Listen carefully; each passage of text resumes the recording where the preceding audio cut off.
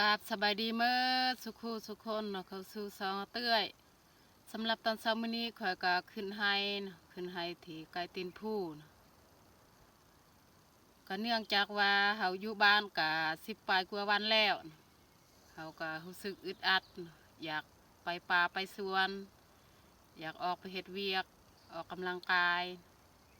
เพราะว่าเฮาพักผ่อนก็ค่อนข้างดนแล้วแต่หัวเข่าของเฮานี่ยังเจ็บแต่ธรรมดาถ้าว่าเฮาย่างเฮาเหยียบบ่ถึกนี่เจ็บเฮาลงคอยก็เจ็บคือกันแต่ว่าจำเป็นเฮาต้องได้ออกเข้าป่าเฮาพักผ่อนอยู่บ้านก็เมื่อยแล้วเฮาใช้เวลาการย่างก็ค่อนข้างดนเฮาออกมาแต่บ้านเพราะว่าเฮาคอยย่างแต่เฮามามื้อนี้ก็เฮาว่าสิมาตัดดอกแคมแต่บ่ฮู้ว่าเฮาสิได้ดอกแคมหรือบ่เพราะว่าเฮานี่ยังเจ็บตีนมีแต่เฮาสิไปเบิ่งถ้าว่าเฮาเข้าไปเอาได้นี่เฮาสิเอาถ้าว่าบ่ได้ก็มีแต่เฮาสิไปตามแคมนี่แหละโอเคทุกคนมีแต่ติดตามเบิ่งติดตามชมนำเฮาแบบยาวๆเลย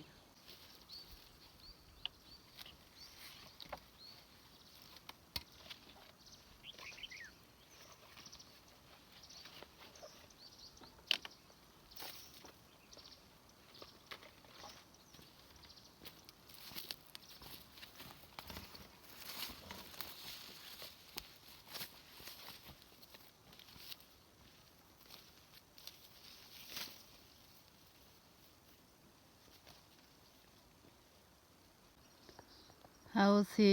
ซอกไปเอาแถวนี้แหละแต่บ่ฮู้ว่าเฮาสิได้หรือบ่เพราะว่าดอกแคมนี่มันออกยังบ่ทันหลาย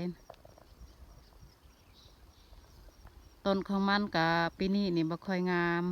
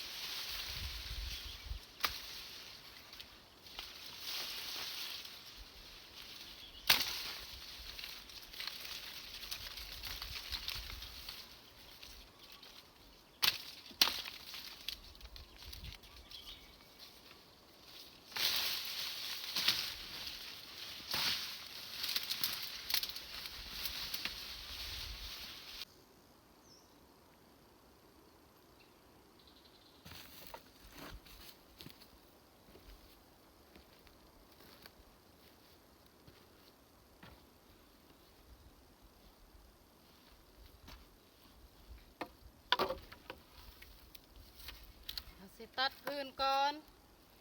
เพราะว่าเฮามาเอาดอกแคมแต่เฮาตัดพื้นพร้อมเพราะว่าพื้นก็บ่ มีแล้วโดนเลยค่ะบ่ได้ตัดพื้น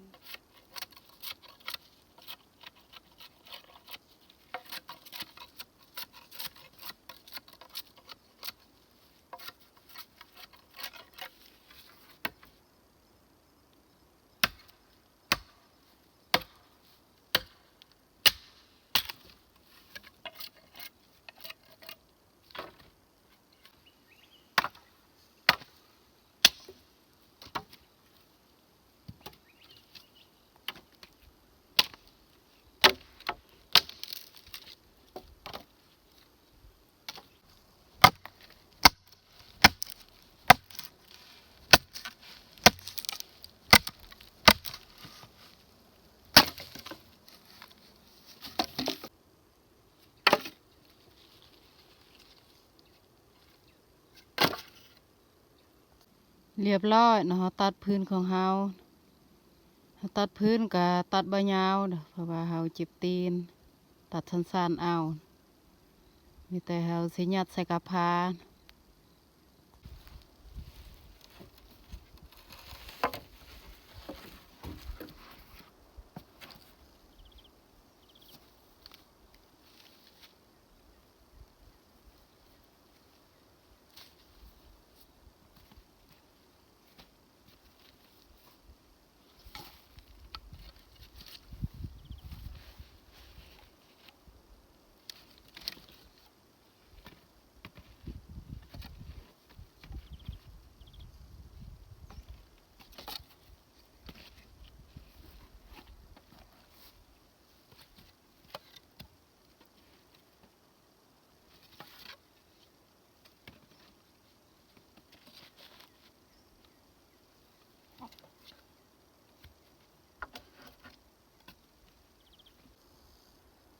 เรียบร้อยเนาะยัดพื้นมีแต่เฮาสิย่างเมื่อเที่ยง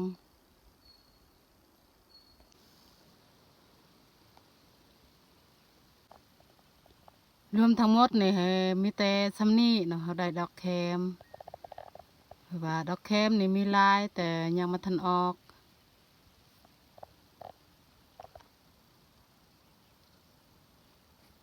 มันออกสั้นๆเฮาบ่เอาตัวใดมันออกยาวแล้วนี่เฮาเอามีแต่เฮาสิริอยู่เที่ยงนี่แหละเพราะว่าข้าวกับเฮาได้เอามาเฮาสิกินข้าวเที่ยงกับอยู่นี่เนาะ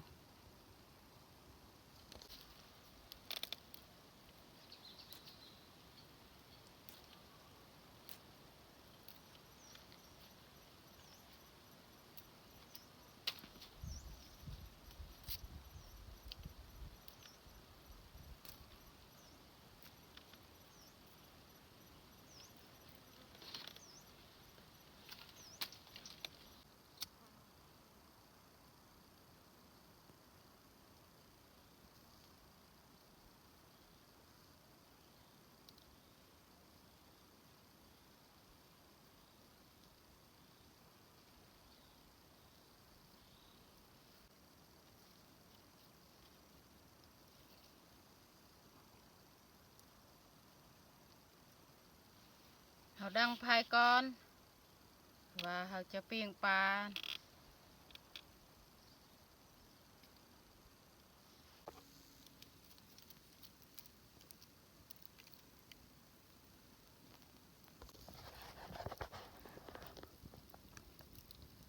เฮาเอาปลามาปิ้งอาหารเที่ยง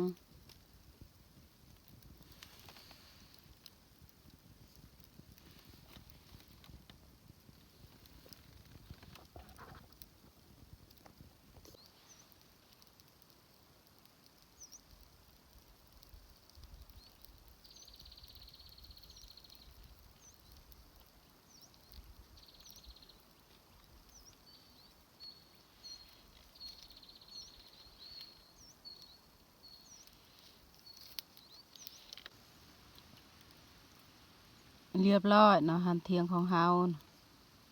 เพราะว่ามีแต่เฮาตำแจ่วและปิ้งปลานะเฮาบ่ได้เฮ็ดแกงอิหยัง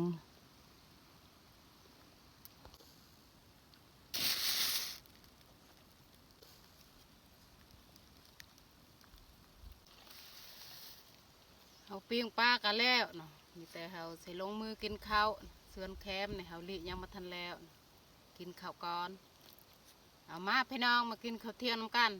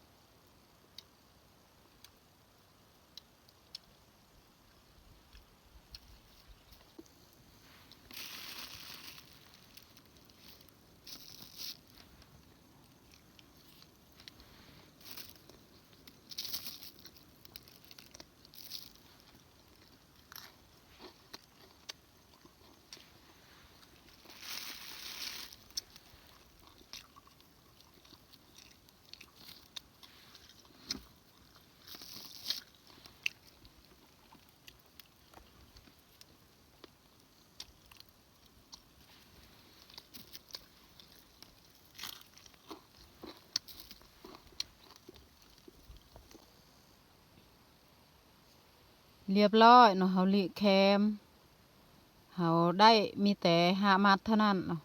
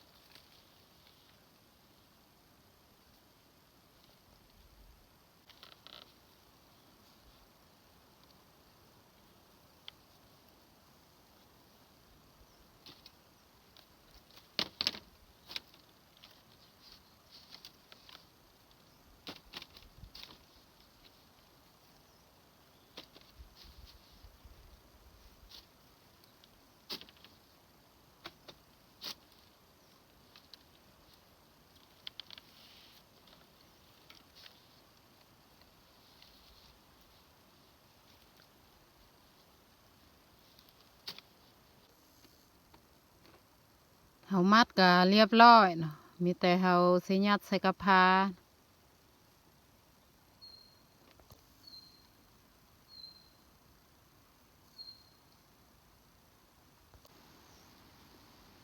เรียบร้อยเนาะเฮายัดแคมนี่เฮายัดทางหลัง